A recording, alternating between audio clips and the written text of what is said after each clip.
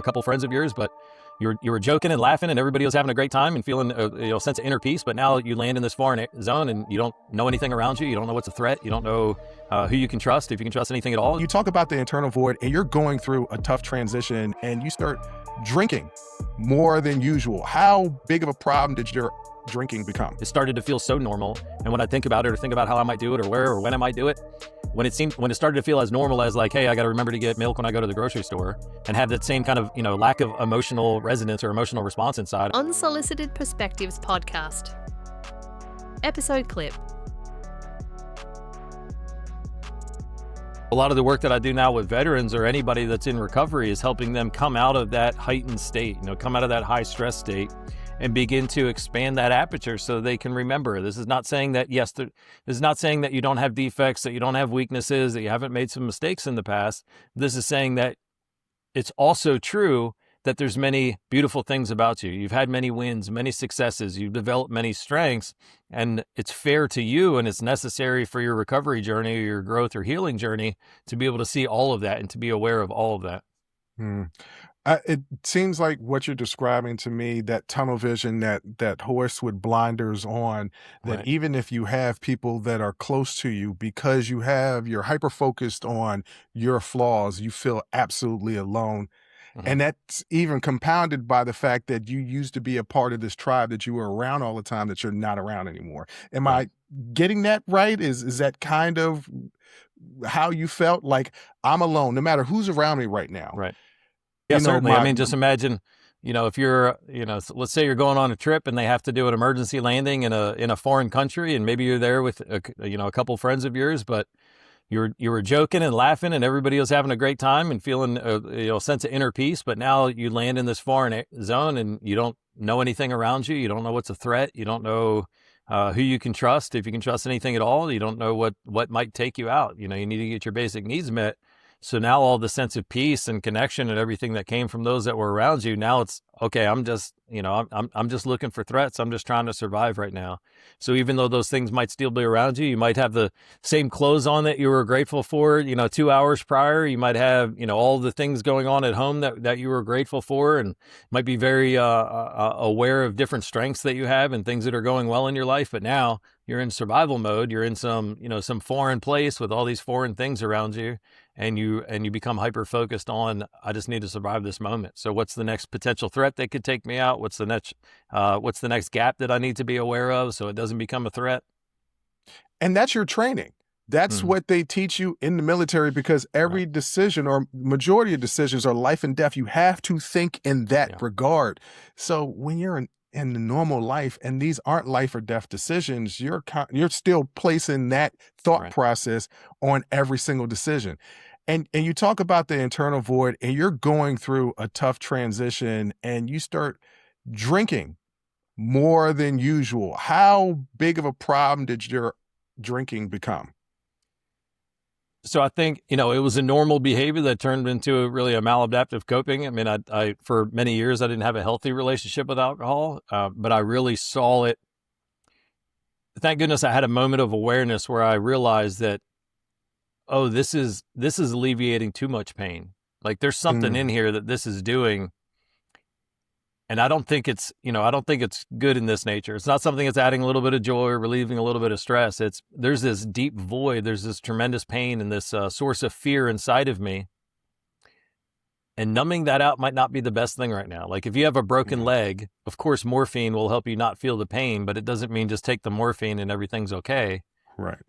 I started to understand and appreciate that my relationship, whether it was alcohol or whether it was, spending money or traveling or trying to escape the moment by going and enjoying something, I realized that the potential damage and the harm that could cause was a lot greater than the potential joy that could come from it. So thank goodness I recognized that, and I wanted to test myself. And I said, all right, is this a problem or is it not a problem? Well, if I can give it up for 10 days, then that's at least an indicator that maybe it's not too severe of a problem. So let me start here. And then I ended up, taking some 40-day breaks just to test myself, not just with alcohol, but with other things, whether it was, I don't remember if Netflix was as big a thing, but whether it was, binging TV or eating sweets or anything else that I fortunately recognized had some kind of numbing or some kind of escape effect to it.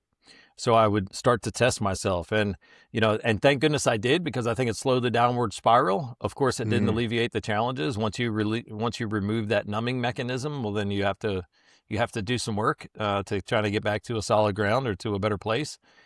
But fortunately for me, I was encouraged to test myself and try that out, see what would happen. In your TEDx talk, you gave a stat that I was floored by. You said that 22 veterans a day commit suicide. Yeah, that's been the average since the 9/11, or since the GWAT kind of generation of veterans. So we've lost, I hate to mess up the stat, I think it's 5 or 6 times the number of people that have been lost in combat we've lost to suicide or to preventable death. And the common number that's been reported for years is 22 a day on average. But what they've recently found is that sometimes that number is as high as 40 or 44 a day, especially when you start to include unnecessary or preventable deaths due to accidental overdose or activities, high-risk behaviors that resulted in somebody's death, where maybe they weren't intentionally going out trying to take their own life, but they were doing something to numb that pain or to try to survive that moment. And it was numbing that pain was the greater priority in their life than doing something safe. So we see this all the time with people that get into high-speed accidents, or they're out riding their motorcycle at 120 miles an hour. These are all activities to try to deal with or to escape from some battle that they're faced on the inside. And maybe they weren't trying to take their own life, but they certainly weren't trying not to. And I think these are all indicators of very unfortunate, very sad preventable deaths that our veteran community shouldn't be bearing. And you got to a point where you started having suicidal thoughts. In your TEDx, you told a story of hanging out with your buddy. Y'all were having a good time, and you asked him, "Hey, man, that gun at the top of the closet, can you go ahead and take that with the bullets? Can you explain to me or explain to the audience what it was that you were feeling in that time?" You've talked about that internal void, but in that moment, what was it that you were feeling, and the awareness that you had to be like, you know what? No, buddy, I need you to take this away from me now. Yeah. The big shift for me was, I don't want to make it sound like this is normal. I don't think it's healthy, but I do think it is normal for individuals to have thoughts of, oh, I wonder if I would ever do that, or I wonder how I would do that if I were to cross that line. So I would have those thoughts from time to time.